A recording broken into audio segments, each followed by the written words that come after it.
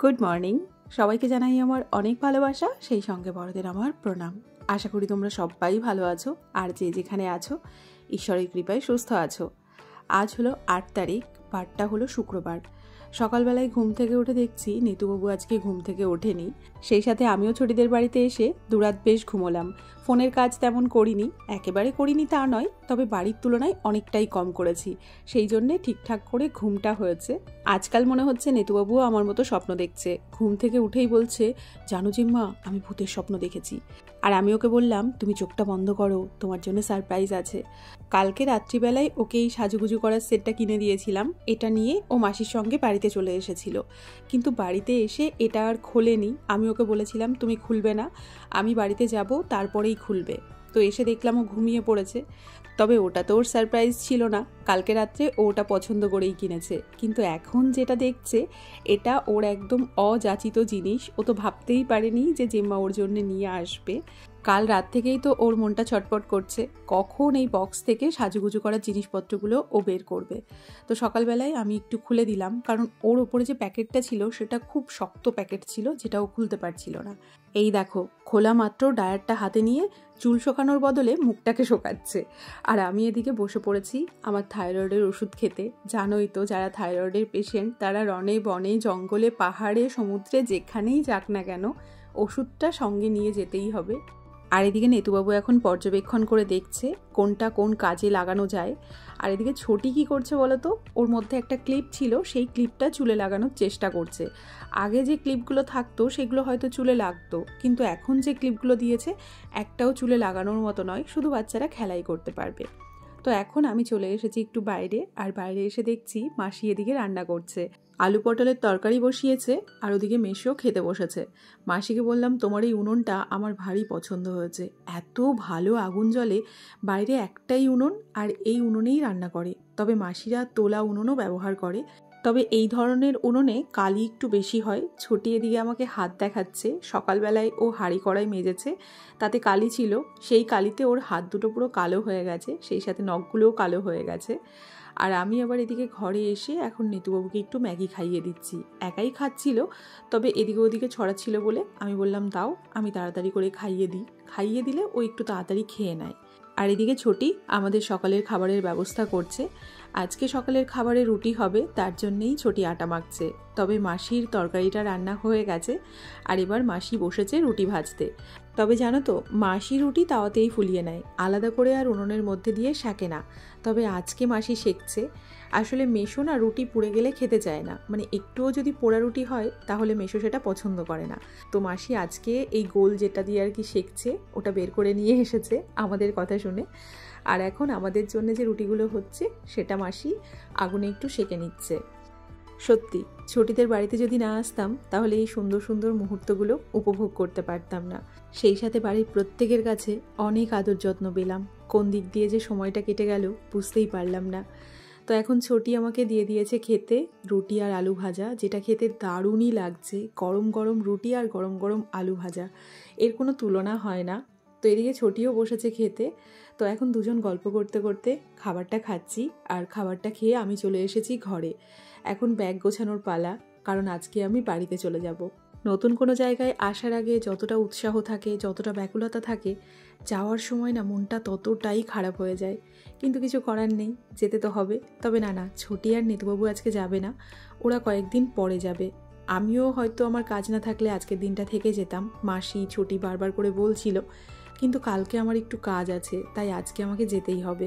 আরও যদি 2-1 দিন আগে আসতাম বা কালকের দিনের পরে আসলে হয়তো আরও 2-1টা দিন থেকে যেতে পারতাম।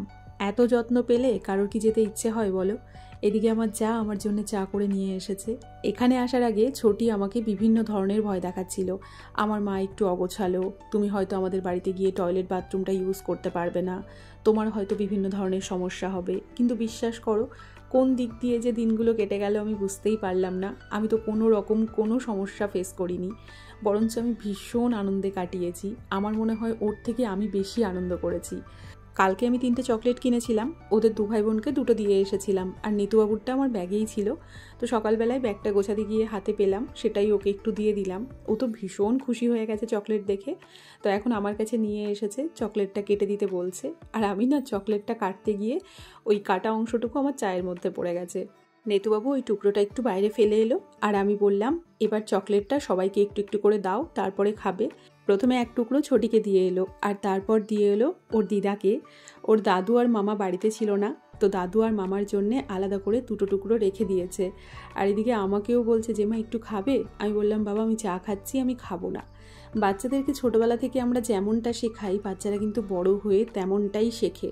অনেক সময় বাচ্চারা কোনো খাবার দিতে আসলে ওদের কাছ থেকে আমরা সেই খাবারটা নিই না, কারণ আমরা জানি ওই খাবারটা ও খেতে বেশি পছন্দ করে।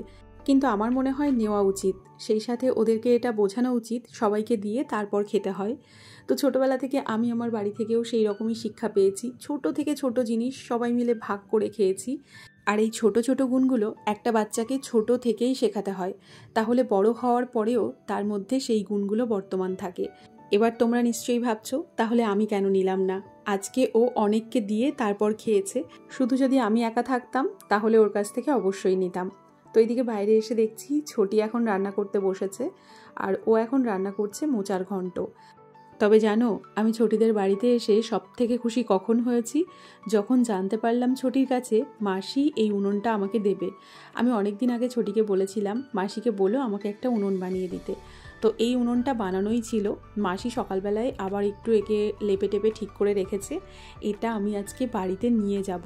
ছোটি আমাকে কথাটা ক্যাজুয়ালি বলেছিল, ও হয়তো ভাবতেও পারেনি আমি উনুনটা নিতে রাজি হয়ে যাব। ও যখনই বলেছে নেওয়ার কথা, আমি 1 সেকেন্ডও চিন্তা করিনি যে আমি এটা কি করে নিয়ে যাব। আমি বললাম হ্যাঁ আমি নিয়ে যাব, যেভাবেই নিই না কেন। কারণ আমি তোমাদের আগেও বলেছি উনুনে রান্না করতে আমার ভীষণ ভালো লাগে। আমি তো উনুন বানিয়েও ছিলাম, কিন্তু ব্যবহার করতে পারিনি, এটা আমার দুর্ভাগ্য। তো উনুনে রান্না খাবার দাবার খেতে যে আমার কি ভালো লাগে সেটা হয়তো আমি তোমাদের বলে বোঝাতে পারবো না। রান্না করব কি করব না সেটা পরের কথা, কিন্তু নিয়ে তো যাবই। তো এদিকে ছোটির মোচার ঘন্ট হয়ে গেছে, ও আবার টমেটোর চাটনি বসিয়ে দিয়েছে, আর এদিকে মেশো ঘাস নিয়ে চলে এসেছে। তবে শুধু ঘাস নয়, সঙ্গে দেখছি কিছু কাঁচা কলাও নিয়ে এসেছে। আর ওদিকে ছোটি আজকে সকালবেলায় ওর 2টো শাড়ি, মাসির শাড়ি সব রোদে দিয়েছে। আমার শাড়িগুলো আমি বাড়িতে গিয়ে দেব। তো চলো এবার হলো আমার পালা, মানে সকালবেলায় প্রথমে মাসি বসেছিল, তারপরে ছোটি রান্না করলো, আর এবার আমি রান্না করব। তো আমি আজকে রান্না করব দেশি মুরগির মাংস, যেটা সকালবেলায় মেশো নিয়ে এসেছে। আর মাংসটা দেখার পর ছোটি আমাকে বলল মেজদি আজকে মাংসটা তুমি রান্না করবে। ও কথাটা বলা মাত্র আমি রাজি হয়েছি, কিন্তু ও আর মাসি কিছুতেই রাজি হচ্ছিল না। ওরা বলছিল গ্যাসে রান্না করতে, আর আমি বলেছি আমি উনুনে রান্না করব। যদি আমাকে উনুনে রান্না করতে দাও তাহলে আমি রান্নাটা করব, আর যদি না দাও তাহলে তোমরা করো। তো অবশেষে আমাকে উনুনে রান্না করতে দিয়েছে। আর এদিক থেকে ছোটি বলছে তোমার যদি কিছু হয়ে যায় আমি দাদাকে কি উত্তর দেব। ও এমন করে আমাকে কথাটা বলছিল, মনে হচ্ছিল আমি কোনোদিন উনুনে রান্নাই করিনি। কিন্তু শ্বশুরবাড়িতে যখন আমরা একসঙ্গে ছিলাম আমি বেশ কয়েকদিন উনুনে রান্না করেছি। তো হয়তো খুব ভালো পারি না সবার মতো, অনেক সময় কি হয় একটু জাল বেশি হয়ে যায়, কখনো জাল দিতেই ভুলে যাই, আগুন নিভে যায়, এই সমস্যাগুলো এখনও হয়। তবে চেষ্টা করতে ক্ষতি কী। তবে আমাদের ওদিকে প্রত্যেক দিন রান্নার জন্যে এই ধরনের উনুন ব্যবহার হয় না। আমাদের ওদিকে ওই পাইপ দেওয়া উনুনগুলো ব্যবহার হয়, ওই উনুনগুলোতে না তাপ একটু কম লাগে। আর এই ধরনের উনুন ব্যবহার হয় বড় বড় কোনো কাজে, মানে হয়তো কোনো মহোৎসব হলো তখন বড় বড় এই ধরনের উনুন করা হয়। মাংস রান্নার জন্যে কাটা বাটা সবটাই মাসি করে দিয়েছে, আমি শুধু পটের বিবির মতো বসে খুন্তিটা নাড়াচ্ছি।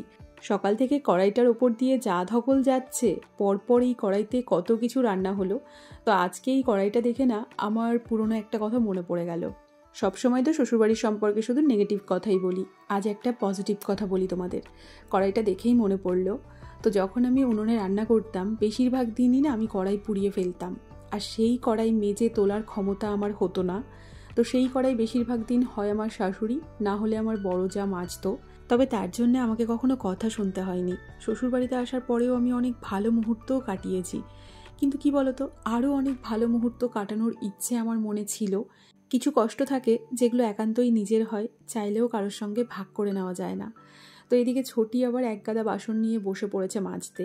আমি ছোটির বাপের বাড়িতে না আসলে জানতেই পারতাম না ছোটি কি পরিমাণ কাজ করতে পারে। সকাল থেকে মাসি যদি একটা কাজ করেছে, ছোটি 4টে কাজ করেছে।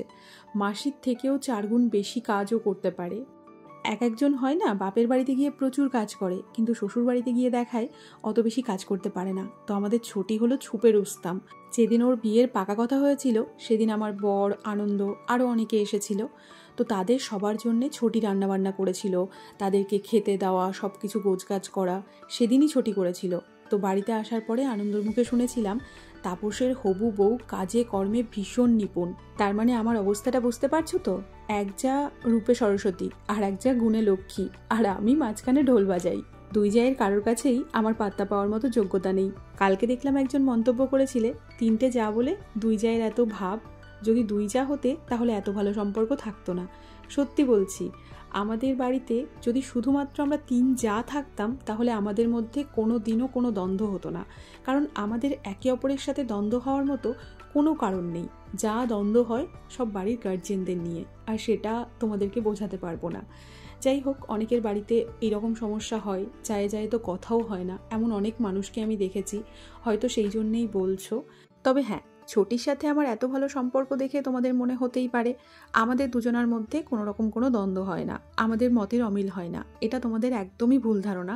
আমাদেরও মতের অমিল হয়, আমাদের মধ্যেও দ্বন্দ্ব হয়, কিন্তু সেটাকে আমরা আমাদের মতন করে আবার ঠিক করে নিই। যেটা ঠিক করার মতো সেটাকে ঠিক করা যায়, আর সেই চেষ্টাটা দুদিক থেকেই হওয়া দরকার। তবে যেটা ঠিক করার মতো নয় সেটাকে কি করে ঠিক করব বলো তো? আর তার থেকেও বড় কথা, আমি অহংকারী মানুষ একদম পছন্দ করি না। যে সমস্ত মানুষের মধ্যে অহংকার থাকে তাদের কাছ থেকে আমি নিজে একটু দূরে থাকতেই পছন্দ করি। তোমাদের সাথে গল্প করতে করতে মাংস তো রান্না করে ফেললাম। তবে সকালবেলায় মাংসটা দেখে ছোটিকে জিজ্ঞেস করেছিলাম, যেদিন এসেছিলাম সেদিন তো মাংস খেয়েছিলাম, তাহলে আজ আবার কেন মেশো মাংস আনতে গেল?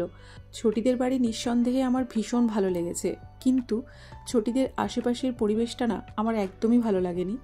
এই যে আজকে আবার মেশোর মাংস আনতে হয়েছে, খানিকটা ওদের এই পারিপার্শ্বিক পরিবেশের জন্যে। কথাটা কেন বললাম বুঝতে পারলে না তো? দাঁড়াও একটু বুঝিয়ে বলছি। কিছুদিন আগে তাপসবাবু এসেছিল ছোটিদের বাড়িতে, তখন মাসি তাপসবাবুকে মুরগির মাংস রান্না করে খাইয়েছিল। কেন জামাই আসার পরে খাসির মাংস আনা হলো না, খাসির মাংস খাওয়ানো হলো না, সেটা নিয়েও পিএনপিসি হয় এখানে। ছোটির কাছে তো এটাও জানতে পারলাম এখানকার অনেকে আমার ব্লগ দেখে, আর তারা আমার ব্লগ দেখে ছোটির মাকে কাঁদিয়ে পর্যন্ত দিয়েছে। নিশ্চয়ই ভাবছো কি করে। এবার সেই ঘটনাটা বলি। নেতুর জন্মদিনে মাসি নেতুর জন্যে কাঁথা নিয়ে গেছিল, সেই সাথে একটা উনুন নিয়ে গেছিল। ওই যে সকালে যে উনুনটা তোমাদের দেখালাম, যেটা আমি বাড়িতে নিয়ে যাব, ওই ধরনের। তবে সেই উনুন আর কাঁথা কিন্তু মাসির তরফ থেকে নেতুর জন্য গিফট ছিল না। যদি গিফট হতো তাহলে বেশি ভালো হতো, কারণ দুটো জিনিস ওই মানুষটা খেটে কষ্ট করে বানিয়েছে। কিন্তু উনি যেহেতু অনেক দিন পর মেয়ের বাড়ি যাচ্ছে, তাই ওই দুটো জিনিসও সঙ্গে করে নিয়ে গেছিল। আর ওনার নাতনির জন্মদিন উপলক্ষে ছোটির হাতে কিছু টাকা দিয়ে বলেছিল তোর পছন্দ মতো ওকে কিছু কিনে দিস।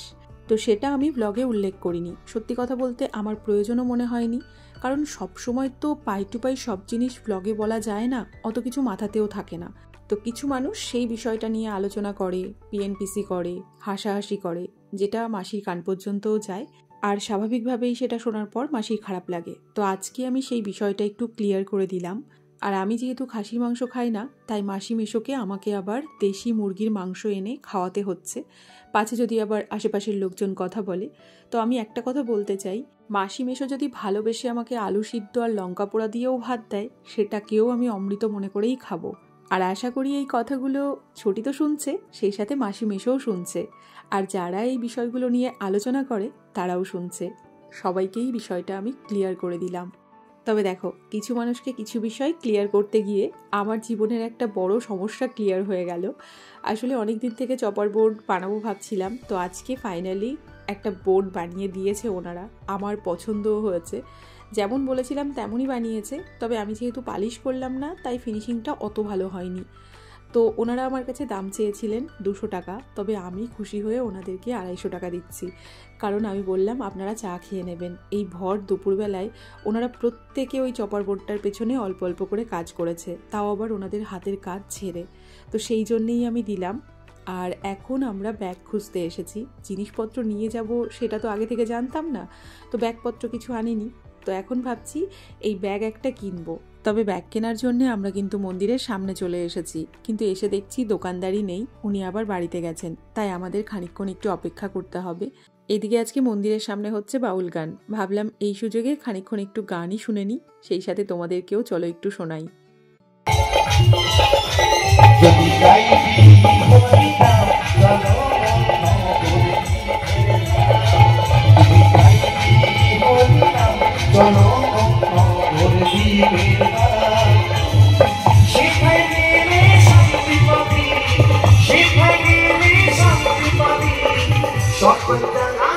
ভীষণ ভালো গান হচ্ছে, কিন্তু দাঁড়িয়ে একটু শুনতে ইচ্ছে করছিল। যদি আজকে বাড়িতে যাওয়ার না হতো তাহলে খানিকক্ষণ দাঁড়াতাম। ওদিকে ঘড়ির কাঁটা তো দৌড়াচ্ছে। তো এইদিকে দোকানদারও চলে এসেছেন, ওনার কাছ থেকে সব থেকে বড় সাইজের ব্যাগটাই আমরা নিলাম, আর তারপরে আমরা বাড়িতে চলে এসেছি। এসে দেখছি মাসি বাড়িতে নেই, মেশো আছে, মাসি ঘাটে স্নান করতে গেছে। তো ছোটি এখন আমাদের খাবারটা একটু বেড়ে নিচ্ছে। আমি ছোটি নেতুবাবু তিনজনাই খেতে বসবো। আরও খানিকটা আগে খেয়ে বেরিয়ে যেতে হতো, কারণ আজকাল তো খুব তাড়াতাড়ি সন্ধ্যা হয়ে যায়। তো সেই জন্য ভেবেছিলাম একটু আগে আগে বেরোবো, কিন্তু তার হলো না, অনেকটাই দেরি হয়ে গেল। চপার বোর্ডটা বানাতেও সময় লেগেছে, আবার ওদিকে ব্যাগের জন্যেও অপেক্ষা করতে হলো। যাকগে, ওদিকে কিন্তু মাসি স্নান করে চলে এসেছে। আর আজকে রান্নাবান্না সবই ভীষণ ভালো হয়েছে, কিন্তু আমি যে মাংসটা রান্না করেছি সেই মাংসটা খেতে যে কী ঝাল হয়েছে সেটা হয়তো আশা করি আমাদেরকে দেখেই বুঝতে পারছো। মাসি আমাকে যতটা ঝাল বেটে দিয়েছিল আমি পুরোটাই দিয়ে দিয়েছি। তবে দেওয়ার আগে মাসিকে জিজ্ঞেস করেছিলাম যে মাসি, লঙ্কাতে কি খুব ঝাল, পুরোটা কি দেবো? মাসি বলেছিল ওটুকু লাগবে। আমি ভেবেছি হয়তো লঙ্কাতে ঝাল নেই, তো আমিও পুরোটা দিয়ে দিয়েছি। আর এখন ছোটি মাসিকে বকছে যে এত ঝাল কেন দিতে বলেছো, কারণ ওর আমার থেকেও বেশি প্রবলেম হচ্ছে। তবে ঝাল বলে আমরা না খেয়ে উঠে পড়েছি এমনটা কিন্তু নয়, দুজনাই পাত পরিষ্কার করে খেয়েছি। খেতে কিন্তু খুব ভালো লেগেছে, একটু ঝালে কষ্ট পেয়েছি। এদিকে খাওয়া দাওয়া করে ছোটি এখন বসেছে আমার একটা নাইটি সেলাই করতে। যে নাইটিটা ও আমাকে কিনে দিয়েছে সেই নাইটিটাই ও একটু সেলাই করে দিচ্ছে। তো এই মেশিনটা ও বিয়ের পরেই কিনেছিল, মানে বিয়ের পরপর ছোটি বেশিরভাগই বাপের বাড়িতে থাকতো, আর তখন ও সেলাই শিখতো। লকডাউনের আগে ওই 2-3 মাস মতো সেলাই শিখেছিল, তখন মেশিনটা কেনা হয়েছিল। আমি বাড়িতে আসার পর ছোটিকে অনেকবার বলেছি মেশিনটা বাড়িতে নিয়ে এসো, দরকার হলে আরও কয়েক মাস সেলাই শেখো। নেতু এখন বড় হয়ে গেছে, ও আমার কাছেও থাকতে পারবে। আর একবার কাজ শিখে গেলে সংসারের কাজের ফাঁকে ও ঘরে বসেই কাজটা করতে পারবে। ওকে তো আমি এটাও বলেছি, তোমার রেগুলার কাস্টমার আমিই হব, কারণ আমার হাতে সেলাই করতে একদমই ভালো লাগে না। ওই দায়ে পড়ে কখনো কখনো করতে হয়। ঘরে টেলার থাকলে আমি আর কষ্ট করে হাতে সেলাই কেন করব বলো? তবে দেখো, এদিকে ওর মেশিনটাও কাজ না করতে করতে একটু সমস্যা করছে। ও কবে থেকে বলছে মেশিনটা এবার তাপস আসলে নিয়ে যাব। তাপস আসছে চলে যাচ্ছে, আবার আসছে চলে যাচ্ছে, কিন্তু ওর মেশিন আর বাড়ি যাচ্ছে না। তো এদিকে আমার ব্যাগ গোছানো কিন্তু হয়ে গেছে, আর এর মধ্যে উনুন, চপার বোর্ডটা, সেই সাথে ছোটির জন্য যে কাপটা কিনেছিলাম সেটাও নিয়ে নিয়েছি। সেই সাথে মাসি ওনাদের জমির কাঁচা কলা আর কিছু পটলও দিয়ে দিয়েছে। আমাকে আর আজকে বাজার করতে হবে না। আর যা ভারী দুটো ব্যাগ হয়েছে, ওই ব্যাগ নিয়ে আমার পক্ষে বাজার করাও সম্ভব হবে না। তবে সকালবেলায় যে বক্সটা আমি খুলে দিয়েছিলাম সেটা কিন্তু বিকাল পর্যন্ত ভেঙে গেছে। তো এখন নেতুবাবু সেটাই একটু লাগানোর চেষ্টা করছে। এই জন্যেই ওকে কিছু খুলে দিতে চায় না ওর মা, জানো তো। সবাই বলে মেয়েরা একটু জিনিসপত্র যত্ন করতে জানে, আর আমাদের নেতুবাবু কোনো খেলনা যতক্ষণ না ভাঙবে ততক্ষণ ওর শান্তি হবে না। তো এদিকে এখন দিদার সঙ্গে লড়াই চলছে। ও কোনো একটা জায়গায় যেতে চাইছে, আর ওর দিদা বলছে না এখন যেতে হবে না, মানে পাশের কোনো একটা বাড়িতে। আর এদিকে আমিও একটু সুযোগের সদ্ব্যবহার করে নিচ্ছি। আমার একটা নাইটি ছিল, সেই নাইটিটার একটুখানি সেলাই খুলে গেছিলো, সেটাও ছোটিকে বললাম একটুখানি সেলাই করে দিতে। আর বাড়ি যাওয়ার জন্যে আমিও পুরোপুরি রেডি হয়ে গেছি। এখন অপেক্ষা করছি কতক্ষণে ওর হাতের কাজটা শেষ হবে আর আমি বেরোবো। থাকলাম, জ্বালালাম, মাসিরেও জ্বালালাম, আমার জন্য আরো মাসির জ্বালা হলো, আমার জন্য আরো মাসির জ্বালা হলো। তো অবশেষে টোল টোপলা নিয়ে আমি এখন বেরিয়ে পড়েছি। মেশো আমার ব্যাগটা নিয়ে আগে চলে গেছে, আর এখন ছোটি, মাসি, নেতুবাবু আমরা সবাই মিলে যাচ্ছি কথা বলতে বলতে। ছোটি দেখলে তো এখনও বলছে তোমার অসুবিধা হলো থাকা, খাওয়ার, টয়লেট, বাথরুমের, কিন্তু বিশ্বাস করো আমার কোনো রকম কোনো অসুবিধা হয়নি। আমি ভীষণ ভালো কাটিয়েছি, বরঞ্চ আমার ভেতরে ভেতরে খারাপ লাগছিল এত সুন্দর মুহূর্ত কাটালাম, আবার বাড়িতে গিয়ে সেই একা একা থাকবো। তো এইদিকে মেশো তো আগেই এসে দাঁড়িয়ে আছে। সেই সাথে আসার সময় ছোটি আমাকে আরও একটা কথা বলছিল, ভাত ছাড়তে হয় তাও স্বাদ ছাড়তে হয় না, আমি তোমার স্বাদ ছেড়ে দিলাম। সবাই বলবে একসাথে এসেছিলাম আর এখন তোমাকে একাকে বাড়ি পাঠিয়ে দিচ্ছি আর আমি থেকে যাচ্ছি। আমি বললাম আমি তো তোমাকে থাকতে বললাম, আসলে ও এখন বাড়িতে গিয়ে কি করবে, নেতুবাবুর স্কুলও তেমন নেই, তাপসবাবুও বাড়িতে নেই, তো মায়ের কাছে কিছুদিন একটু থেকে গেলে ওরও একটু ভালো লাগবে।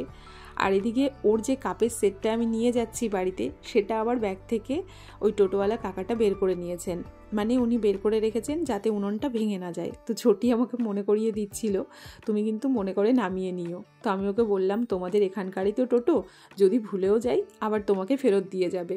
এদিকে ওদের বাড়ি থেকে বেরোনোর পর চুমকিকে ফোন করেছিলাম একটু চোখের দেখা ওদের দেখবো বলে। ওই যে ছাদে সবাই দাঁড়িয়ে আছে, সৃষ্টি, গোলু, চুমকি, আরও একটা পুচকো আছে।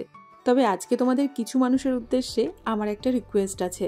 তোমরা যারা আমার ভিডিও দেখতে পছন্দ করো না তারা চাইলে নাই দেখতে পারো, কিন্তু অর্ধেক ভিডিও দেখে আমাকে কখনো কমেন্টস করো না।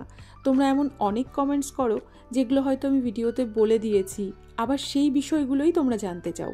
তো যারা আমার ভিডিও না দেখে আমাকে কমেন্টস করো তাদের কমেন্টসগুলো পড়লেই কিন্তু আমি বুঝতে পারি। তবে তোমরা কিছু মানুষ এটা বুঝতেই চাও না যে সব দিক একা হাতে সামলে তারপর সবার কমেন্টসের রিপ্লাই করা আমার পক্ষে সম্ভব হয়ে ওঠে না। তো যাই হোক, আমি এদিকে বাড়িতে চলে এসেছি আর বাড়িতে এসেই না আগে আমি ছাদে চলে এসেছি এই টবগুলোতে জল দেওয়ার জন্যে। বেশ কয়েকটা টব শুকিয়ে গেছিল, হাতে লাইটটা নিয়ে এসেছি, সেই সাথে মণ্ডলবাবুর সাথে কথা বলতে বলতে এসেছিলাম। রাত্রিবেলায় তো ভয় লাগে। তো যাই হোক, এখন যাই নিচে, তারপর তোমাদের সাথে বাকি কথা হচ্ছে। নিচে চলে এসেছি আর এখন ঘরটর ঝাড় দেবো, নিজে একটু ফ্রেশ হব। ছোটি তো রাতের খাবারও দিতে চাইছিল, আমি বললাম না, খাবার দাবার নেবো না, আমি রাত্রিবেলায় কিছু বানিয়ে খেয়ে নেব। তবে আজকে আসতে যে আমার কি কষ্ট হয়েছে, মানে করিমপুর থেকে বাড়ি পর্যন্ত আসতে কষ্ট হয়েছে। ওখান থেকে তো ব্যাগটা তুলেই দিয়েছে, ব্যাগটা যে কি ভারী হয়েছে সেটা হয়তো ব্যক্ত করার মতো ভাষা আমার কাছে নেই। তবে হ্যাঁ, যতই কষ্ট হোক না কেন আমি জিনিসটাকে ঠিকঠাক করে নিয়ে এসেছি। চপার বোর্ডটাও যেমন ভারী, আর মাটির কথা কি বলবো। তবে তোমাদেরকে দেখাই, দাঁড়াও। এই দেখো, উনুনটাকে একদম ঠিকঠাক করে নিয়ে এসেছি, কোথাও কিছু হয়নি। তবে এই জায়গাটাতে একটু কেমন হয়ে গেছে, তবে ঠিক আছে, সেরকম কোনো ক্ষতি হয়নি। আর এই হলো চপার বোর্ডটা, সব তোমাদের পরে আবার ভালো করে দেখাবো। আপাতত বাড়ি পর্যন্ত ঠিকঠাক এসেছে, এটাই হলো বড় কথা। তবে জানো তো, আজকে তো কানাইখালির হাটবার, শুক্রবার, তো অনেকেই বাজারে ছিল। টোটোতে যারা ছিল তারা আমার সব উনুন দেখে হাসছিল। এত দূর থেকে উনুন বয়ে নিয়ে এসেছি, আবার এত যত্ন করে। আসার সময় তো দুজনার ভাড়া দিয়ে এসেছি, মানে যাতে আমার উনুনটাকে ঠিকঠাক করে আনতে পারি। বাকি ব্যাগগুলো একটা জায়গায় রেখেছিলাম, সেই জন্য ডবল ভাড়া দিয়েছি। তো যাই হোক, এখানে হয়তো বানানোর মতো অনেকে আছে, কিন্তু আমাকে বানিয়ে দেওয়ার মতো তো কেউ নেই। মাসি দিল, আমি নিয়ে চলে এলাম। আর আমার উনুনের ভীষণ শখ, রান্না করি বা না করি, এটাই হলো ব্যাপার। তো যাই হোক, আজকে সারাদিনটা এইভাবেই কেটে গেল। বাকি দুটো দিন যে কিভাবে কাটলো বুঝতেই পারিনি। ভীষণ ভালো কাটিয়েছি ওদের বাড়িতে। আজকেও তো মাসি ছোটি থাকতে বলছিল, কিন্তু কালকে আবার আমার একটা জায়গায় প্রোগ্রাম আছে যাওয়ার, সেই জন্য আর থাকলাম না। তো চলো, আশা করি ব্লগগুলো তোমাদেরও ভালো লেগেছে। আবার সেই আমার একার জীবন, দুদিন হয়তো সবাই মিলে খুব সুন্দর কাটালাম।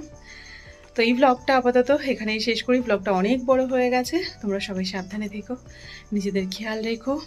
টাটা।